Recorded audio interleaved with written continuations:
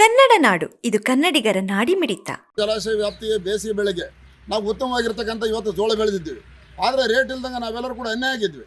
ಅದನ್ನು ರೇಟ್ ನಾವು ಇವತ್ತು ಬೆಂಬಲ ಬೆಲೆಯಲ್ಲಿ ಖರೀದಿ ಮಾಡ್ಬೇಕಂತ ಒತ್ತಾಯ ಮಾಡಿದಾಗ ನೀವು ಸರ್ಕಾರ ಮನವೊಪ್ಪಿ ಇವತ್ತಿನ ಬೆಂಬಲ ಬೆಲೆಯಲ್ಲಿ ರೈತರನ್ನು ಖರೀದಿ ಮಾಡಿದಿರಿ. ಇವತ್ತು ಜೋಳ ಅಂದರೆ 3726 ರೈತರಿಂದ ಇವತ್ತಿನ ದಿನ ಸುಮಾರು ಸಾಕಷ್ಟು 3.5 ಲಕ್ಷ ಕ್ವಿಂಟಲ್ವರೆಗೆ ಕೂಡ ಇವತ್ತು ನೀವು ಜೋಳ ಖರೀದಿ ಮಾಡಿ ಅದನ್ನು ಸುಮಾರು 78 ಕೋಟಿ ರೂಪಾಯಿವರೆಗೆ ಕೂಡ ಇವತ್ತು ಹಣಕಾಸು ಆಗುತ್ತೆ.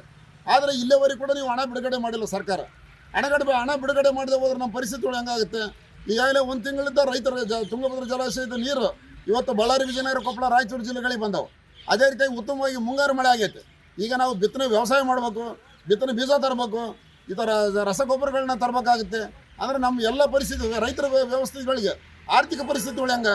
ನಾವು ಇವತ್ತು ಜೋಳ ಬೆಳೆದಿದ್ವಿ, ಜೋಳ ನಿಮಗೆ ಕೊಟ್ಟಿವಿ, ಆದರೆ ನಮಗೆ ಹಣಕಾಸು ಬಂದಿಲ್ಲ. ಇಂಥ ಪರಿಸ್ಥಿತಿಗಳ ನಾವೆಲ್ಲರೂ ಕೂಡ ಅನ್ಯಾಯ ಆಗ್ತದೀವಿ. ಅದಕ್ಕೆ ಹಂಗಾಗಿಯೇ ಇವತ್ತಿನ ದಿನ ನಮ್ಮ ಮಾಜಿ ಸಚಿವರು ಮತ್ತು ಹಾಲಿ ಶಾಸಕರಾಗಿರ್ತಕ್ಕಂಥ ಸನ್ಮಾನ್ಯ ಶ್ರೀ ನಾಗೇಂದ್ರಪ್ಪರನ್ನು ಭೇಟಿ ಮಾಡಿ ರೈತರೊಂದಿಗೆ ಭೇಟಿ ಮಾಡಿ ಇವತ್ತಿನ ಮನವಿ ಸಲ್ಲಿಸಿವಿ. ದಯವಿಟ್ಟು ತಕ್ಷಣ ಸರ್ಕಾರದ ಗಮನಕ್ಕೆ ತರಬೇಕು, ತಂದು ನಮಗೆ ಹಣಕಾಸು ಬಿಡುಗಡೆ ಮಾಡಿಸ್ಬೇಕಂತಕ್ಕಂಥ ವಿಚಾರನ ಅವ್ರ ಗಮನಕ್ಕೆ ತಂದೀವಿ. ಈಗ ಯಾವುದೇ ಕಾರಣಕ್ಕೂ ಬೇಗನೆ ರೈತರಿಗೆ 78 ಕೋಟಿ ರೂಪಾಯಿ ಬಳ್ಳಾರಿ ಜಿಲ್ಲೆಗೆ ಬಿಡುಗಡೆ ಮಾಡಿಸಿ ರೈತರಿಗೆ ವಿನಿಯೋಗ ಮಾಡಬೇಕಂತಕ್ಕಂಥ ಮಾತನ್ನು ತುಂಗಭದ್ರಾ ರೈತ ಸಂಘದಿಂದ ವಿನಂತಿ ಮಾಡ್ತೀವಿ. ಸಮಗ್ರ ಸುದ್ದಿಗಳಿಗಾಗಿ ತಪ್ಪದೆ ನೋಡಿ ಕನ್ನಡ ನಾಡು ವಾಹಿನಿ.